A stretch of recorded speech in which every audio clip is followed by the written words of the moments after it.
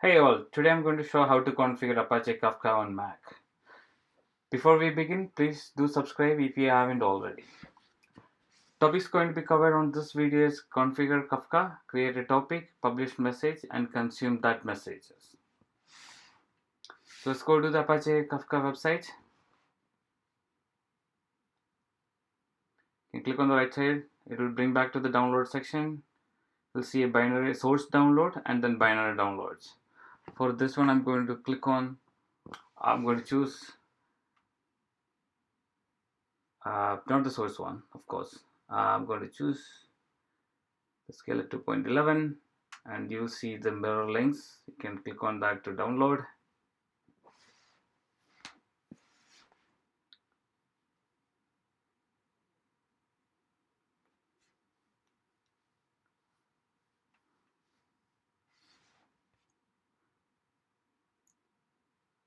Let's extract this, and then I have a separate apps folder. I used to keep all the machines before we begin anything. So let's see what's Java version on my machine. It's 1.8.0. If you don't have the Java installed on your machine, you can install Java 8. If you don't know how to do it, there is a video on the same channel. You can use that. So I extracted the folder. I'm going to keep everything on my apps folder, a little organized. That to the Kafka.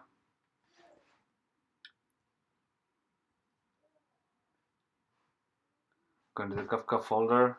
The first thing before we start the Kafka server, we have to actually start the zookeeper. Kafka works with the zookeeper. So you have to start the zookeeper first and then Kafka second.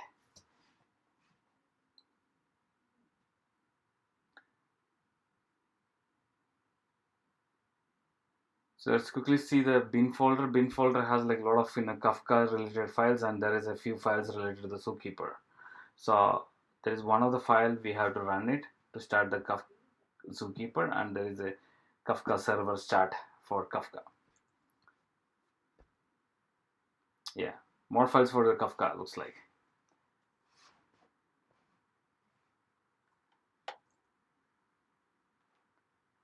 So right now we are on the Kafka root folder. So the SS files are located on the bin. So let's go to the bin and start. So you can see you do bin / zookeeper-server-start.sh. And you need to pass a config where the properties are located for the zookeeper. It is located on the config. Let me quickly show you that. How the property files looks like that. So I'm going to open that on an Atom. That's one of my favorite editor or IDE. So you'll see it on the config folder. You'll see a zookeeper.properties, and you'll see a client port. So this is the port where the zookeeper is going to run on your local machine. It's 2181.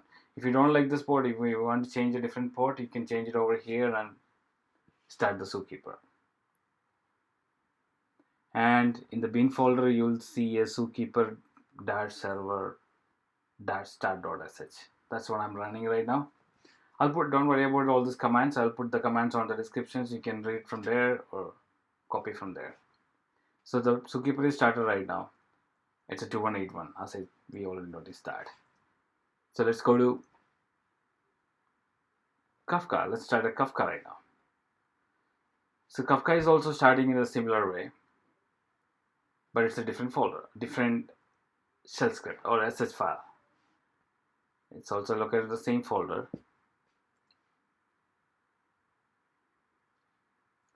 It's called kafka-server-start.sh. So this also expected another property files, which is the config server.properties. Let's quickly open this. So if you see that server.properties, you'll see log directory will be added there, and also the connection to the zookeeper. Line number 123, you see that zookeeper connection as a local host, and then 2181. If you're running a zookeeper on a different port, you need to change the server.properties also to point to that port which your zookeeper runs. Make sure that you don't miss that. Okay, so now the Kafka is started. Let's go to another terminal. So now our next task is to create a topic.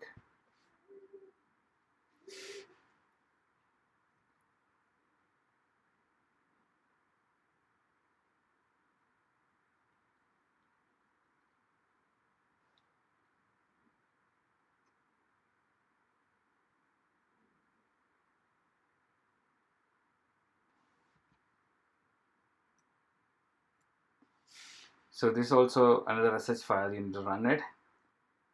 So normally you don't have to run this topic and producer and consumer. Normally that's something we do it from our application. So for right now I created a topic. I need to pass bunch of parameters. One is a zookeeper, what is the zookeeper URL, and what is the topic name I need to create, and bunch of replication factor and bunch of other parameters. Once you create a topic, you will see it on your Kafka log. The topic is created. My topic name is my topic.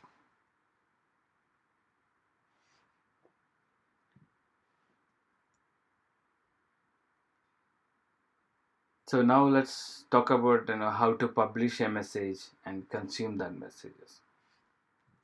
So there is another sh file you need to want to start it to see or to verify this. So it's called as producer.sh, and also you need to pass few other parameters, which is like one is your broker Kafka URL, which is a localhost 9092, and your topic, which topic you're going to publish those messages. So once you enter this, you can enter the messages to publish it. Before we enter that, or before we actually publish that messages, I want to start the consumer. So that's why we know that once we publish the messages, the consumer is successfully receiving that messages. You can see kafka-console-consumer.sh. This also accepts a few other parameters. It will say the bootstrap Kafka URL, localhost 9092, and your topic name, and from where, from beginning, or there are different properties you can use it from beginning or from latest, the other things. Okay, see that. So I started the consumer, and I have my zookeeper and Kafka is running on two different terminals. Now I'm going to publish the message. Press enter. Ready?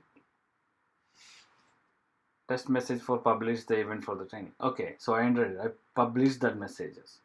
Now when I go to the consumer, I'll see the messages being received over there, which means that I was successfully able to publish a message to the Kafka topic, to a Kafka topic, and consume from that Kafka topic.